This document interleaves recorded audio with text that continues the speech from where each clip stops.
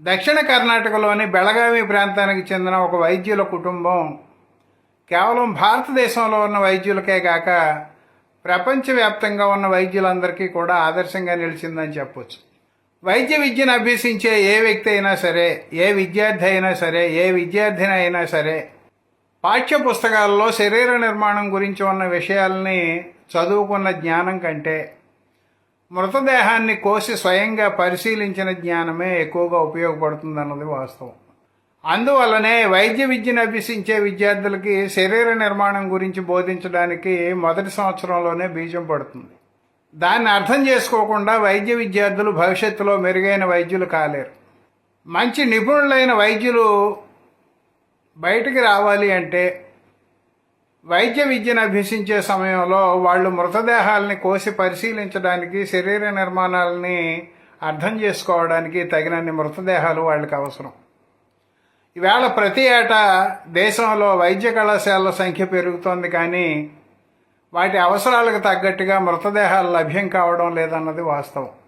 ఈ క్రమంలో బెళగావి ప్రాంతానికి చెందిన ఒక వైద్యుల కుటుంబం తమ కొడుకు అనాటమీ హెడ్గా పనిచేస్తున్నటువంటి వైద్య కళాశాలకే ఆ తల్లిదండ్రుల మృతదేహాలని దానం చేయడం జరిగింది. అది కూడా ఆ తల్లిదండ్రుల కోరిక మేరకు ఆ మృతదేహాలని ఆ వైద్య కళాశాలకి దానం చేస్తే ఆల్రెడీ ఇప్పటికే మహంతేష్ బి రామన్నవర్ అనే ఆయన, అంటే ఆ వైద్య కళాశాలలో అనాటమీ డిపార్ట్మెంట్లో అసోసియేట్ ప్రొఫెసర్గా పనిచేస్తున్న ఆ వ్యక్తి 2008 నవంబర్ 13న తన తండ్రి మరణించగా ఆయన కోరిక మేరకు మృతదేహాన్ని తమ కళాశాలకే దానంగా తీసుకొని తానే స్వయంగా మృతదేహాన్ని కోసి వైద్య విద్యార్థులకి పాఠాలు చెప్పడం జరిగింది. ఇది చాలా ఇబ్బందికరమైన పరిస్థితే కాకుండా ఉద్విగ్నతకి లోను చేసేటువంటి పరిస్థితి. తన తండ్రి మృతదేహాన్ని కోసి వైద్య విద్యార్థులకు పాఠాలు చెప్పే క్రమంలో నేను చాలా ఉద్విగ్నతకి లోనయ్యాను. అయినప్పటికీ కూడా నా ఉద్విగ్నతని నాలోనే అణచుకుని నా తండ్రి కోరిక మేరకు, నా ఆశయాల మేరకు నేను విద్యార్థులకు పాఠాలు చెప్పడం జరిగిందని చెప్పి డాక్టర్ మహంతేష్ బి రామన్నవారు చెప్పారు. వాళ్ళ తండ్రి బసవన్నప్ప ఆయన పేరు, ఆయన కూడా డాక్టరే. వారి తల్లి సుశీలాదేవి, ఆవిడ కూడా డాక్టరే. ఆవిడ ఈ నెల 9వ తేదీన మరణించింది. ఆవిడ కూడా మరణానికి ముందు తన కొడుకుని పిలిచి, నాయనా, మీ నాన్న మృతదేహంలాగే నా మృతదేహాన్ని కూడా మీ కాలేజీకి దానం చేసి మీ నాన్న మృతదేహంతో పాఠాలు చెప్పినట్టుగానే నా మృతదేహంతో కూడా నీ వైద్య కళాశాలలో చదువుతున్న విద్యార్థులకు పాఠాలు చెప్పు అని చెప్పి ఆవిడ అడిగిందట. తల్లి కోరిక మేరకు ఆవిడ మృతదేహాన్ని కూడా ఈ నెలలోనే ఆ కళాశాలకి దానం చేయడం జరిగింది.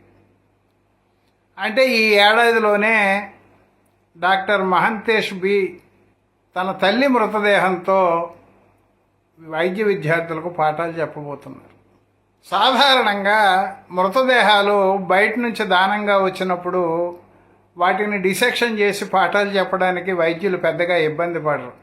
స్వయంగా సొంత తల్లిదండ్రులే మృతదేహాల రూపంలో తన ఎదురుగా టేబుల్ మీద పడి ఉంటే ఆ మృతదేహాలని కోసి తన చుట్టూ ఉన్న వైద్య విద్యార్థులకు పాఠాలు చెప్పడం అనేది ఎంత ఇబ్బందికరమైన, కష్టతరమైన, బాధాకరమైన విషయమో ఒక్కసారి ఊహించుకుంటేనే మనకు అర్థమవుతుంది.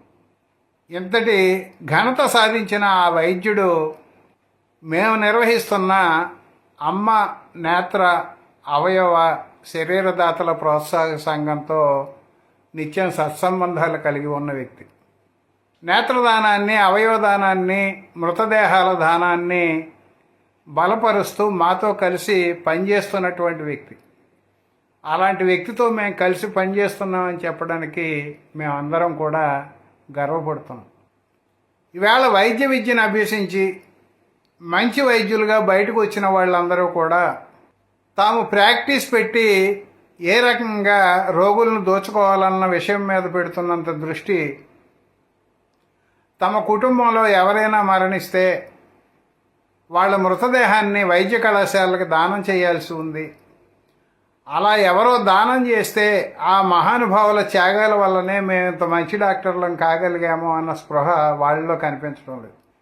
మేము సుమారు 230కి పైగా మృతదేహాలని సేకరించి లేదా ఆయా కుటుంబీకుల ఆమోదంతో 2 తెలుగు రాష్ట్రాల్లో ఉన్న వివిధ వైద్య కళాశాలలకి దానంగా ఇస్తే ఈవేళ ఆ వైద్య కళాశాలలు చాలా వరకు మృతదేహాల కొరతని అధిగమించగలుగుతున్నాయి. మాలాంటి స్వచ్ఛంద సంస్థలు లేకపోతే ఈవేళ దాదాపు అన్ని ప్రభుత్వ ప్రైవేటు వైద్య కళాశాలలు కూడా మృతదేహాల కొరతను ఎదుర్కొనేవే.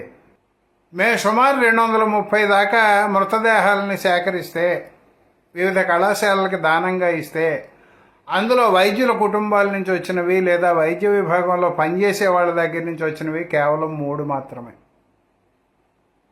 ఆ 3 2 మృతదేహాలు వైద్యుల కుటుంబాల నుంచి వస్తే 1 మృతదేహం వైద్య విభాగంలో పనిచేసేటువంటి ఉద్యోగి కుటుంబం నుంచి వచ్చింది.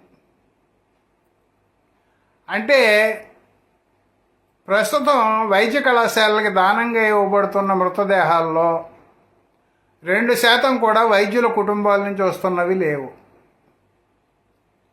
ఒక పక్క మృతదేహాలు లేకపోతే మనం విద్యను అభ్యసించలేమన్న జ్ఞానం కలిగి ఉండి కూడా సామాన్యులకు ఉన్నపాటి సామాజిక బాధ్యత వైద్యులు చూపడం లేదన్నది వాస్తవము.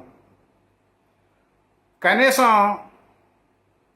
తమ మృతదేహాల్ని దానం చేసిన డాక్టర్ బసవన్నప్ప, డాక్టర్ సుశీలాదేవి, వాళ్ళ కుమారుడు డాక్టర్ మహంతేష్ బి రామన్న వారి లాంటి వాళ్ళని ఆదర్శంగా తీసుకొని భవిష్యత్తులో వైద్యులు తమకి కూడా సామాజిక స్పృహ ఉండాలి, తమకు కూడా భవిష్యత్తులో మంచి మెరుగైన వైద్యులు వస్తే ఈ రంగం ఇంకా బాగుపడుతుంది అనేటువంటి తపన ఉండాలి, తాము కూడా ఈ సమాజంలో భాగంగా జీవిస్తున్నాం కాబట్టి మానవత్వాన్ని ముందుకు తీసుకెళ్లాల్సినటువంటి అవసరం ఉంది.